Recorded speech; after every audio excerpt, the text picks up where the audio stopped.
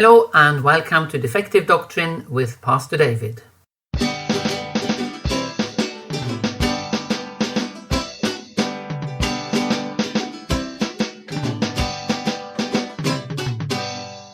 The doctrine of the perseverance of the saints, or once saved, always saved, as it's popularly known, is a great comfort for many people. It's reassuring to know that you can't lose your salvation. Unfortunately, it doesn't deliver what it promises. It is, sadly, a defective doctrine. Here's one problem. Once saved, always saved can be taken to mean that if you just pray the prayer of salvation, you can then sin as much as you like, since you can never lose your salvation anyway. Now, that is obviously a caricature, and no Bible-believing, Bible-centered pastor or theologian should endorse that. Well, the Bible doesn't actually teach that you can lose your salvation the way you can misplace your car keys or have your hat blown off in a storm. Even committing a serious sin doesn't automatically revoke your standing as a child of God. Now, some people think it does. I was taught as a young Christian that every time you sin, you lose your salvation until you repent, at which point you are resaved. But of course, should you happen to die before you have a chance to repent, tough luck, you've had it. Now, that is also a caricature of what the Bible teaches.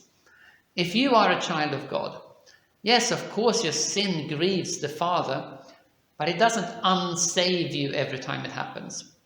Good job, actually, as you're probably not even aware of all the times when it does happen.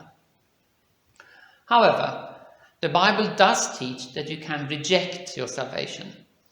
Yes, a disciple can willfully choose to walk away from Jesus.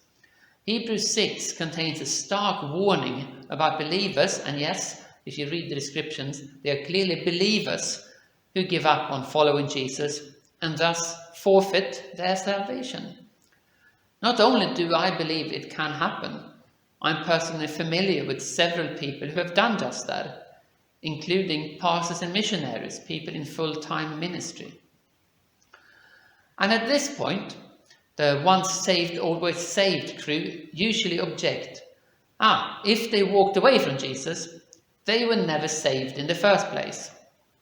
Which is really quite rude to all the ex-Christians out there who insist that they were most definitely genuine believers before they left their faith. Well, yes, there are some who tell us that they didn't really believe and that's why they left. But that very fact suggests that others were once genuine believers.